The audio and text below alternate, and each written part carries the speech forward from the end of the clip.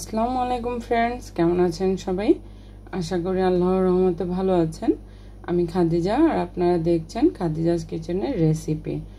আজ আমি আমার ঈদের দিনের রেসিপি গরুর মাংস কিভাবে কাটা মশলা দিয়ে রান্না করলে খুব সুস্বাদু হয়, খুব সহজে রান্না শেষ হয়, সেই রেসিপি আজকে আপনাদের সাথে শেয়ার করব। তো এখানে আমি প্রতি বছর লাল গরু দিয়ে আমি কুরবানি করি।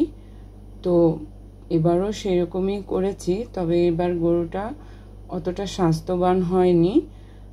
তো এখানে আমি গরুকে ঠান্ডা রাখার জন্য ফ্যান দিয়ে দিয়েছি এবং নিচে দিয়েছি বালু, যাতে ওর কষ্ট না হয়। উপরে একটা শেড দিয়েছি যাতে রোদ না পড়ে গায়ে। আর এভাবেই পশু প্রাণীকে একটু শান্তিতে রাখতে হয়, তা না হলে হিট স্ট্রোক করে, যার জন্য আমি এই প্রসেসিং করেছি। আর দুপুরবেলা আমি লবণ দিয়ে 1 বালতি পানি গুলে দিয়েছি যাতে ওর পানি শূন্যতা না হয়। প্রচুর তাপদাহ, তো গরমে সবারই খুব কষ্ট হয়। তো এখানে যারা কুটবে মাংস তাদের জন্য 1 পাতিল দুধ চা করেছি, আর করব হালুয়া, আর সাথে ছিল রুটি, মাংস। যাই হোক, এগুলো দেখালাম না। এখন গরুটাকে কুরবানি করার জন্য নিয়ে যাচ্ছে। সবাই ছিল, আমার আত্মীয় স্বজনও ছিল, আমার আব্বুও আসছিল, কারণ আমার হাজবেন্ড তো বাহিরে থাকে, আপনাদের ভাইয়া বাহিরে থাকে, যার জন্য আমি একা বাড়িতে, যার জন্য আমার আব্বুও আসছিল, ভাইও আসছিল, যাতে সব কিছু দেখে দিতে পারে এবং সুন্দরভাবে সমাধান হয়। যাই হোক, আল্লাহর রহমতে সব কিছু আলহামদুলিল্লাহ সব কিছু সুন্দরভাবে হয়ে গেছিল। সবাই মিলেমিশে কুটে দিয়েছিল, যার জন্য খুব দ্রুত আমার মাংস কুটা হয়ে গেছে। তারপরে আমি প্রায় 5-7 কেজির মতন মাংস রান্না করেছিলাম। সেই রান্নাটাই আজকে আপনাদের সাথে শেয়ার করছি। তো এখানে আমি সরাসরি একটা সসপ্যান নিয়েছি, যেহেতু আমি হাতে মেখে তারপরে আর কি মাংস রান্না করব, যার জন্য আমি সব ধরনের মাংস এখানে ধুয়ে নিয়েছি। এখানে কলিজা, গুদ্দা, রানের মাংস, সিনার মাংস সব কিছুই ছিল।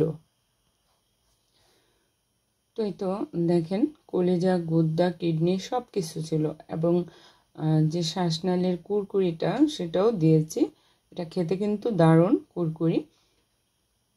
তারপরে আমি এখানে গোটা 1 কেজি পেঁয়াজ কুচিয়ে তারপরে দিলাম। এখানে পেঁয়াজটা একটু বেশি দিলে মাংসটা খেতে দারুণ লাগে। তারপরে দিয়েছি 1 কাপ পরিমাণ গোটা রসুন, আধখানা করে করে দিয়েছি, আর 2টো টমেটো কুচিয়ে দিয়েছি, আর দিয়েছি 5-7টি কাঁচামরিচ, আর দিলাম আমি প্রায় 5-6 চামচ লবণ মাংসর অনুপাতে। বেশি দিলে আবার বেশি হয়ে যাবে, তাই পরে দেখে দেওয়া যাবে, তাই হাতে রেখেই দিলাম। আর দিয়েছি 5-6 চামচ শুকনো মরিচের গুঁড়ো। মরিচটা ঝাল ছিল মাশাআল্লাহ ভালোই, তাই একটু কমই দিলাম। আর এখানে 4 চামচ আমি হলুদ দিয়ে দিলাম, আর দিয়েছি এখানে 2 চামচ পরিমাণ জিরের গুঁড়ো, কারণ আমি গোটা জিরে দিব।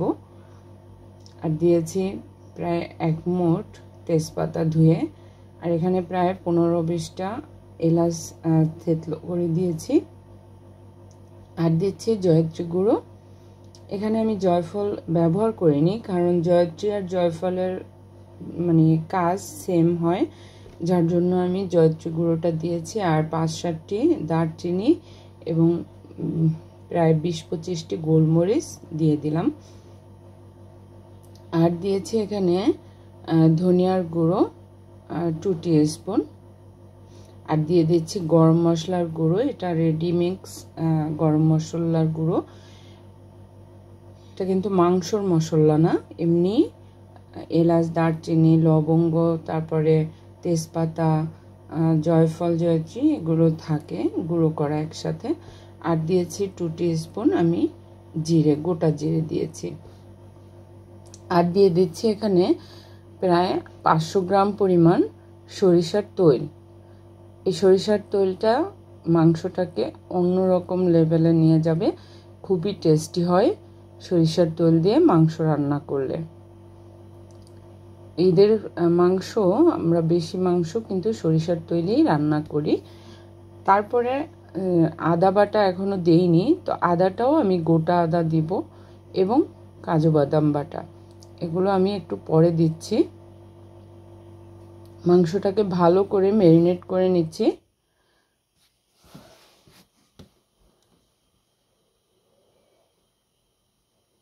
এভাবে ভালো করে ম্যারিনেট করে নিতে হবে। হাত দেইনি, কারণ মাংসর মধ্যে যে হাড়গোড় আছে, বেশি মাংস হাত কেটে যেতে পারে, তাই এভাবে মেখে নিলাম। এরপরে আমি এখানে প্রায় হাতে 1 মুঠ আমি আদা কুচানো দিয়ে দিলাম। এটা ইন্ডিয়ান আদা, যার জন্য একটু মোটা করেই কেটেছি, একদম গলে যাবে মাংসর সাথে। দেশি আদা হলে এভাবে মোটা করে কাটা যাবে না, তাহলে গলবে না, কারণ দেশি আদাটা একটু হার্ড হয়। দেশি আদাটা একটু বেটে কিংবা একদম কুচিয়ে দিতে হবে ভালো করে। তারপরে আমি ঢেকে হাই হিটে প্রায় 10 মিনিট জাল করব, পানি মাংস থেকে পানি ছাড়া পর্যন্ত। এভাবে হাই হিটে দিয়ে আমি জাল করে নিব, বারবার একটু নেড়ে দিতে হবে পানি না বের হওয়া পর্যন্ত, তা না হলে নিচে পুড়ে যেতে পারে। তো এভাবে নেড়ে দিচ্ছি সুন্দরভাবে, যে পানি একটু একটু ছেড়ে দিয়েছে মাশাআল্লাহ। আর বেশি পরিমাণে মাংস নেওয়ার কারণ হচ্ছে আমার রান্না করা মাংস আমার আশপাশের যে প্রতিবেশী আছে তারা সবাই খুব পছন্দ করে, এবং আমার আশপাশে অনেক মানে গরিব আছে যারা গাড়ি চালায় এবং দিন মজুর, তাদের জন্য আমি এভাবে রান্না করি। অনেক সময় 1 পাতিলেও হয় না, 2 পাতিল রান্না করি আমি, যাতে সবাই পেট ভরে মন ভরে খেতে পারে। কারণ কুরবানির ঈদটা তাদের জন্যই।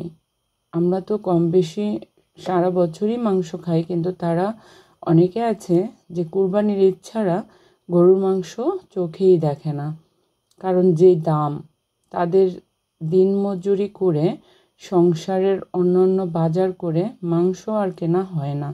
তাই চেষ্টা করবেন সব সময়ই তাদের চিন্তা করতে এবং তাদেরকে মাংসর পরিমাণটা বেশি দিতে। চর্বি হাড় দিবেন না, এতে করে তারা অন্যান্য বাসায় দেখা যাবে চর্বি হাড়ই দিয়েছে, মাংসর পরিমাণ 1-2 টুকরো থাকে, যার জন্য তাদের পরিমাণ চাহিদা পূরণ হয় না।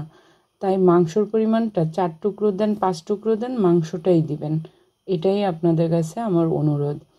তারপরে আমি কাজু বাদাম 1 মুঠ বেটে ব্লেন্ডার করে তারপরে দিয়ে দিলাম। এই যে মাংস থেকে পানিটা বের হওয়ার পরে আমি একদম মানে মাংস থেকে পানি বের হয়ে এবং কষিয়ে একদম তৈল এবং চর্বি সব কিছু মানে মশলা ছাড়া ছাড়া হয়ে গেছে, তখন আমি পানি দিয়ে দিলাম, গরম পানি, যাতে করে মাংসর টেস্টটা ঠিক থাকে।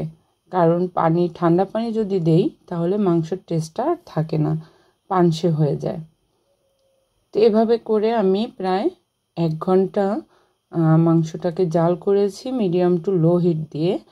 প্রথমে একটু হাই হিটে ব্লক নিয়ে আসলাম, তারপরে একদম জালটাকে কমিয়ে মিডিয়াম টু লো হিটে রেখেছি, কারণ আস্তে করে মাংস সিদ্ধ করা মানে লো হিটে স্লো হিট করে তারপরে সিদ্ধ করতে হয়। তো আমার মাংস রান্না করা প্রায় শেষ, একদম স্লো করে দেওয়া আছে জালটা। উপর দিয়ে আমি গরম মশলা দিয়ে দিলাম, এখানে সম পরিমাণে এলাচ, দারচিনি, লং এবং জিরে দেয়া একটু টেলে নিয়ে পাটায় বেটে তারপরে দিয়েছি, একদম সম পরিমাণে। আপনি একটু 2 চামচ যদি এলাচ নেন 5-6টি দারচিনি নেবেন এবং 1 চামচ কি 2 চামচ লবঙ্গ নেবেন, 2 চামচ আপনি জিরে নেবেন, গোটা জিরে। তারপরে একটু হালকা তেলে প্রথমে গোটা মশলাগুলো টেলে নেবেন, তারপরে যখন সেগুলো হয়ে আসবে তারপরে আপনি জিরে দিবেন। জিরেটা দেওয়ার পরে হালকা হাতে টেলে আপনি নামিয়ে ফেলবেন, ঠান্ডা হলে গুঁড়ো করে দিবেন। আমি সেটা ভিডিও করেছিলাম কিন্তু আমার ক্যামেরা অফ ছিল, সেটা আমি খেয়াল করিনি। এই তো মাংস রান্না প্রায় শেষ। তো ফ্রেন্ড, ট্রাই সামথিং ডিফারেন্ট। আশা করি ভালো লেগেছে। ভালো লাগলে লাইক কমেন্ট শেয়ার করতে আল্লাহর কাছে দোয়া করছি আল্লাহ যেন সবাইকে দান সদকা করার তৌফিক দেন, ইমানদার হিসাবে কবুল করে নেন এবং 5 ওয়াক্ত নামাজ পড়ার তৌফিক দেন, আমলের সাথে থাকার তৌফিক দেন। সবাই আমার জন্য দোয়া করবেন। ফি আমানিল্লাহ। আল্লাহ হাফেজ।